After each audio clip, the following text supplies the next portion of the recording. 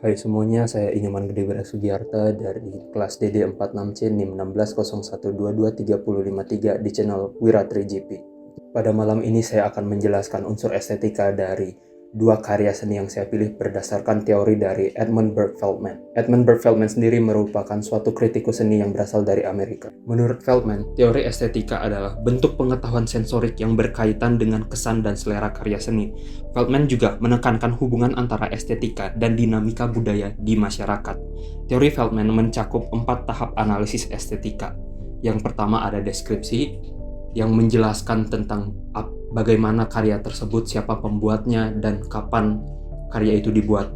Yang kedua ada analisis formal yang mencakup garis, warna, ruang, bangun, dan yang lainnya. Yang ketiga ada interpretasi, dan yang keempat ada penilaian. Karya pertama yaitu Prometheus Bound.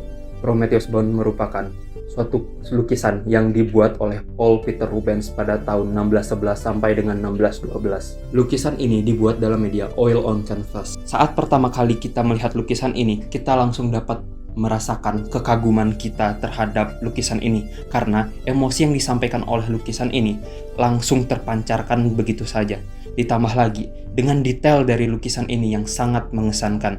Bisa dibilang dari bagian pohon, burung, dan Prometheus-nya atau Titan-nya. Tone warna yang digunakan dalam lukisan ini cenderung warm, sehingga efek dramatisnya lebih terasa. Yang selanjutnya adalah unsur formal. Garis pada karya ini tercipta dari bayangan objek yang bisa kita lihat dari setiap lekukan yang ada di tubuh Prometheus-nya ataupun pada elangnya. Yang berikutnya, warna. Lukisan ini didominasi oleh warna coklat gelap, coklat terang, dan kuning keemasan. Namun, ada juga warna lain seperti putih dan juga biru. Warna dari lukisan ini memberi kesan yang mengagumkan, mengerikan, namun ada rasa elegan di dalam lukisannya. Unsur bangun pada lukisan ini yang paling menonjol adalah bentuk dari Prometheus dan elangnya, terutama proporsi tubuhnya yang sangat realistis dan juga detail. Untuk tekstur, jika diperhatikan lebih dekat, ada berbagai macam tekstur di dalam lukisan ini, seperti pada kain, daun di bagian belakang, dan juga bulu dari elangnya. Untuk ruang dan waktu, terlihat pada bagian belakang yang tampak seperti pepohonan dari dataran tinggi, sehingga lukisan ini terkesan berada pada lingkungan yang terbuka dengan posisi yang cukup tinggi. Dan dilihat dari warnanya, lukisan ini menggambarkan momen kengerian pada sore ataupun pada dini hari, karena tone warna yang cenderung warm, yang dimana itu biasanya digunakan untuk menggambarkan sore hari ataupun dini hari. Yang berikutnya asas atau prinsip rupanya. Yang pertama ada harmoni. Harmoni yang paling menonjol dalam lukisan ini terdapat pada warnanya yang dipadukan dengan sangat baik. Selain itu, harmoni juga dipengaruhi oleh detail dan proporsi dari lukisan itu sendiri. Untuk kontrasnya, kontras dalam lukisan ini dapat kita lihat dari beberapa hal. Yang pertama, dari bagaimana pencahayaan. Pencahayaan pada Prometheus digambarkan dengan terang, sedangkan backgroundnya dibuat sedikit lebih gelap sehingga menimbulkan kesan dramatis. Selain itu, warna yang digunakan untuk menggambarkan Prometheus berwarna kuning keemasan, yang dimana sangat berlawanan dengan backgroundnya seperti coklat gelap pada pohon dan juga pada elangnya, serta kebiruan pada langitnya.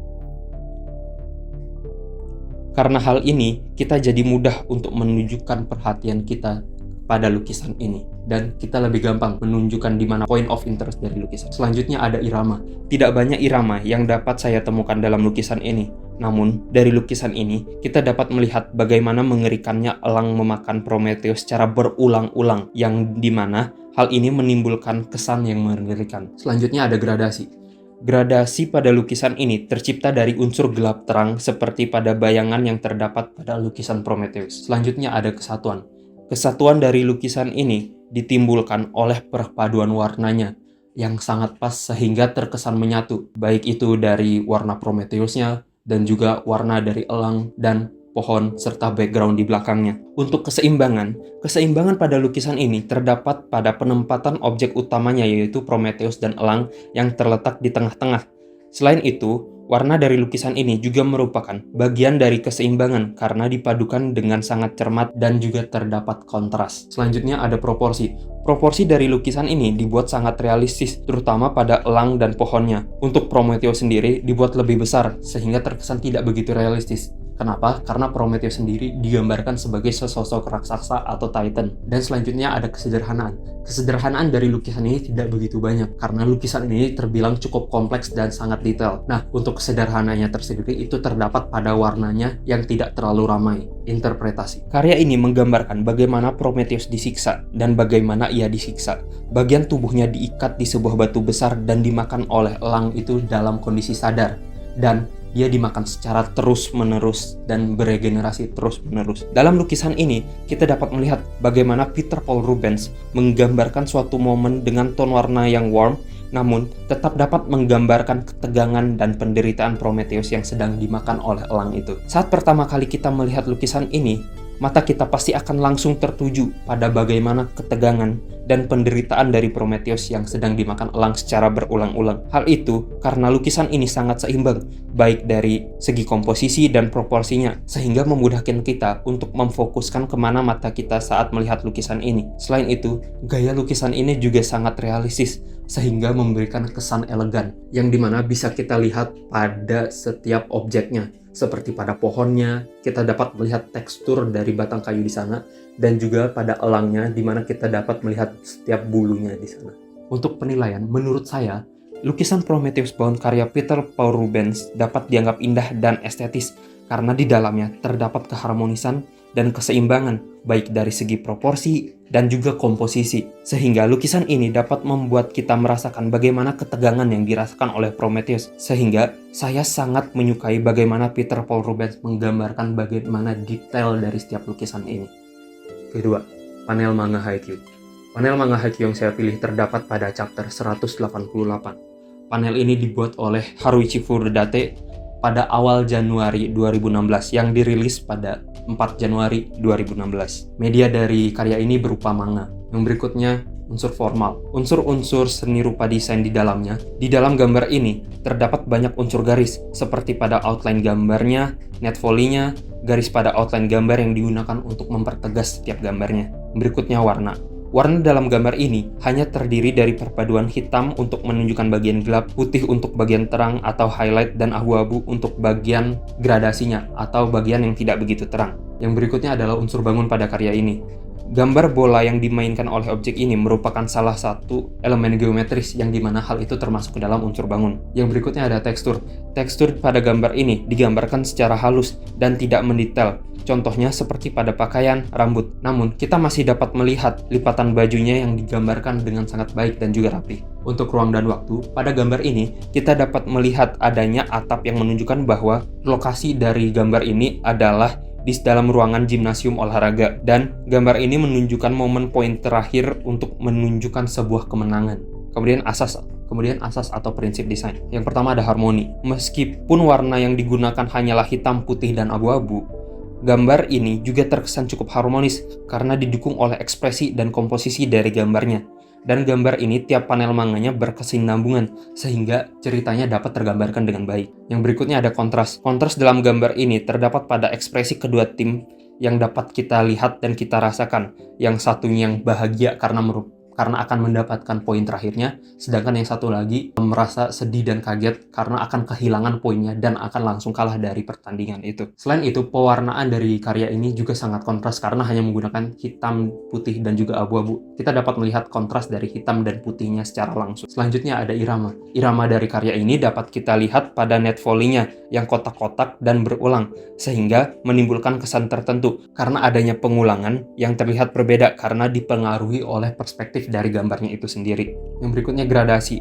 Gradasi dalam gambar ini kita dapat melihat dari pewarnaannya, yaitu dari hitam ke abu-abu dan juga ke putih. Selanjutnya ada kesatuan. Panel manga ini berkesinambungan menimbulkan suatu kesatuan cerita yang jelas dan juga mudah dipahami. Yang berikutnya proporsi. Proporsi dalam gambar ini digambarkan tidak dengan realistis, namun memang art style-nya yang begitu, yang sesuai dengan art style manga-manga pada umumnya di Jepang. Namun jika kita melihat ke perspektifnya ini digambarkan dengan proporsi yang sangat seimbang dan juga tidak berlebihan. Yang berikutnya ada kesederhanaan.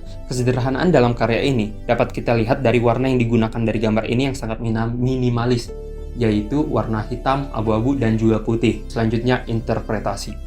Panel manga ini menunjukkan suatu momen akhir dalam tim voli Karasuno, melawan tim voli Shirato Rizawa, yang dimana tim Karasuno jika dia berhasil mendapatkan poinnya, dia akan menang dan mendapatkan tiket untuk mengikuti turnamen nasional. Dalam panel manga ini, kita dapat melihat bagaimana ketegangan dari setiap karakter yang sangat-sangat emosional. Karya ini dibuat dengan objek style manga pada umumnya. Oleh karena itu, proporsi dan ekspresi setiap karakternya terlihat tidak proporsional, namun hal itu menyebabkan ekspresinya yang terlihat lebih ekspresif karena tidak adanya batasan untuk menjadi realistis. Namun, meski begitu, perspektif dari manga ini bisa dibilang sangat baik, sehingga kita dapat melihat dengan jelas apa yang terjadi pada momen ini. Hal ini juga dipengaruhi oleh penempatan sudut pandang atau perspektifnya. Dalam panel ini, kita dapat merasakan bagaimana perjuangan mereka untuk meraih poin itu, sehingga mereka bisa meraihnya. Bisa dibilang, kita dapat merasakan perjuangan mereka dalam panel manga ini. Hal ini dikarenakan bagaimana Haruichi Furudate menggambarkan ekspresi setiap karakter dalam panel ini sangat ekspresif.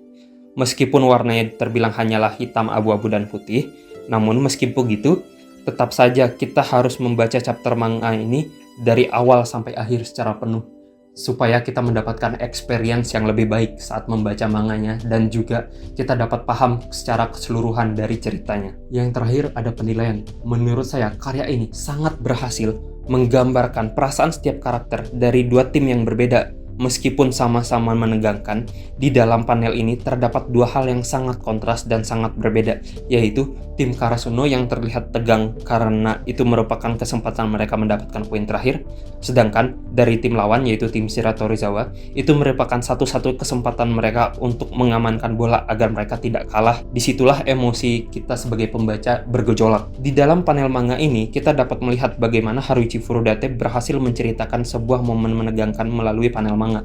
Namun, untuk memahami ceritanya lebih dalam, kita tetap saja harus membacanya. Nah, menurut saya, karya ini bisa dibilang sangat indah dan juga sangat estetis karena terdapat cerita di dalamnya dan juga terdapat unsur-unsur seni di dalamnya yang sangat tepat dan juga sangat ekspresif, sehingga memudahkan pembaca serta dapat mempermainkan emosi pembaca atau pelihat karya seni itu. Oke, sekian video pembahasan estetika dari saya. Nah, ini saya ngulang yang ketiga kalinya.